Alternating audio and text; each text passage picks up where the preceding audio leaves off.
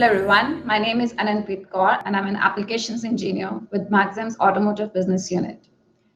In this video, I will present our new two-channel TFT bias power supplies for automotive display, the Max 25520.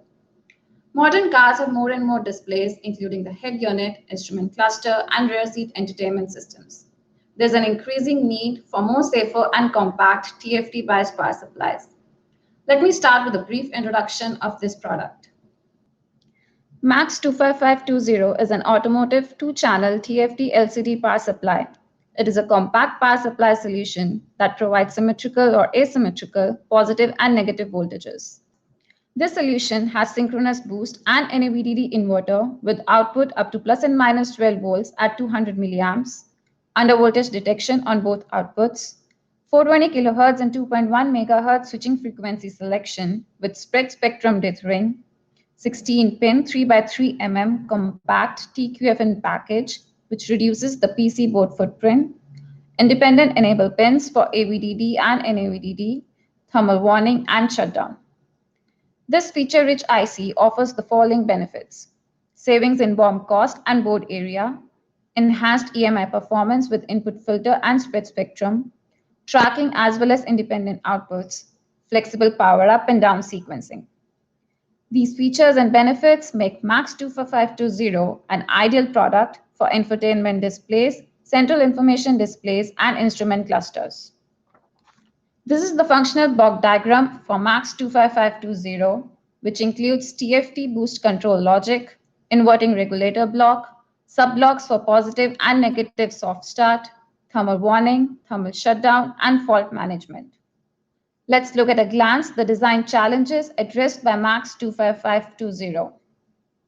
Small solution size. Highly integrated synchronous boost and inverter. The package is very small with a total solution size of 9 mm squared. Diagnostics for enhanced safety. There is undervoltage detection on both the outputs, short circuit protection, thermal warning, and thermal shutdown. The Max 25520 uses a synchronous boost that needs no external diode, which helps reduce BOM cost. AVDD and NAVDD can deliver up to 200 milliamps, which is helpful with larger displays. It has spread spectrum as well as the 2.1 MHz switching frequency to help pass the EMI requirements. And lastly, it's easy to use. Let me move on to the typical application circuits. Max 25520 can be configured for tracking as well as independent outputs. As highlighted here, the negative feedback pin is directly connected to the input power in case of tracking outputs, whereas in case of independent outputs, a resistive voltage divider is connected between V18 and NAVDD with its midpoint connected to FBN to set the desired NAVDD output voltage. It is noteworthy to observe that the negative output is terminated to V18 and not to ground. These are the typical design parameters with AVDD and NAVDD set to plus and minus 6.8 volts and switching frequency set to 2.1 MHz. And this is the list of components used, which offers a small solution size. Setting the AVDD output voltage. The AVDD voltage can be set to its default value of 6.8 volts by connecting FBP to V18. Alternatively, connect a resistive voltage divider between AVDD and ground with its midpoint connected to FBP to set the desired AVDD output voltage. The following equation is used to determine the value of R1. Keeping R2 fixed at 10 kilo ohms, the calculated value of R1 is 65.5 kilo ohms and the nearest standard value of 64.9 kilo ohms is used. Setting the NAVDD output voltage. With FBN connected to N, NAVDD mirrors the voltage on AVDD. Alternatively, connect a resistive voltage divider between V18 and NAVDD with its midpoint connected to FBN to set the desired NAVDD output voltage independently. The following equation is used to determine the value of resistor R4.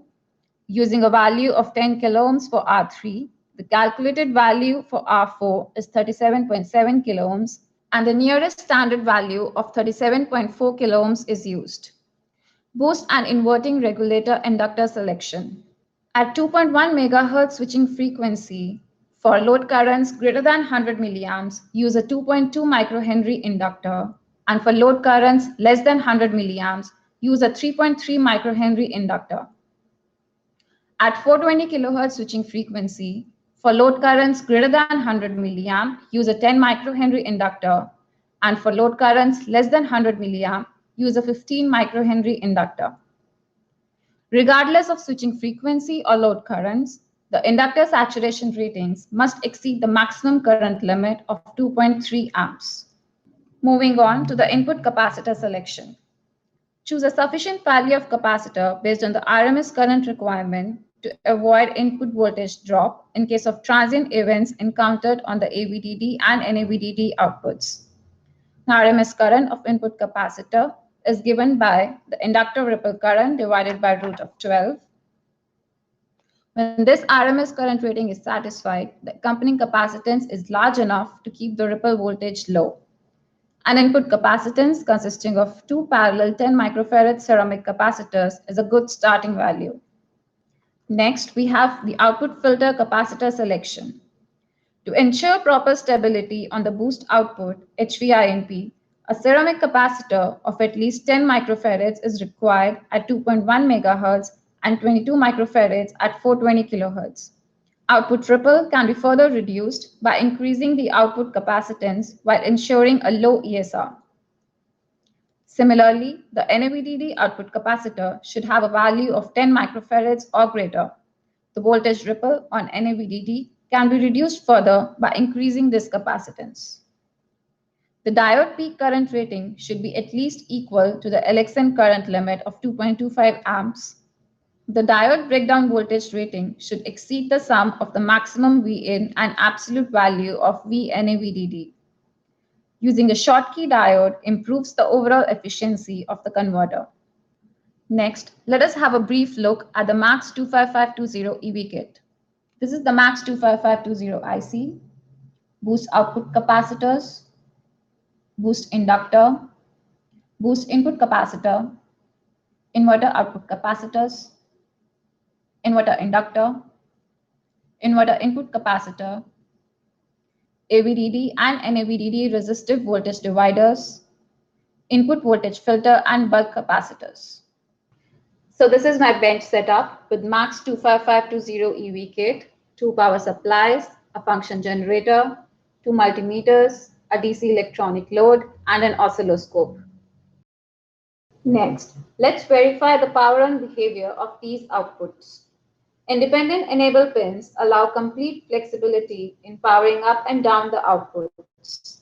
Let's see a case when the outputs are independently set with negative enable high and positive enable low. So as you can see, AVDD will not power up in this case. Let's move on to a case when outputs are set in tracking mode and both the enable pins are taken high. In this case, HVINP, AVDD, and NAVDD all are powered up. Next, let us see how we can set AVDD and NAVDD in tracking and independent mode.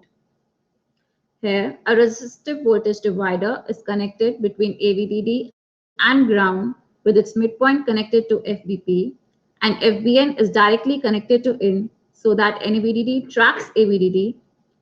As you can observe on the multimeter, AVDD is set at 6.77 volts and NAVDD tracks AVDD with a voltage level of minus 6.77 volts. In the second case, we have resistive voltage dividers connected between AVDD and ground and between V18 and NAVDD to set the AVDD and NAVDD voltages independently. As you can observe on the multimeters, AVDD is set to 10.59 volts and NAVDD is set to a voltage level of minus 6.72 volts. Next, let us check the transient load response on AVDD and NAVDD at plus and minus 6.8 volts when a transient load of 0 to 200 milliamps is applied. As you can see, the overshoot and undershoot on AVDD is approximately within plus and minus 200 millivolts. Similarly, here the overshoot and undershoot on NAVDD is also approximately within plus and minus 200 millivolts. Next, let's observe the load regulation on AVDD when we apply and vary the DC load from 0 to 200 milliamps, slowly increasing the load current.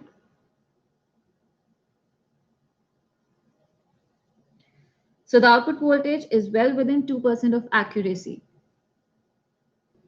With this, we've come to an end to this video. Hope you've enjoyed learning about this product.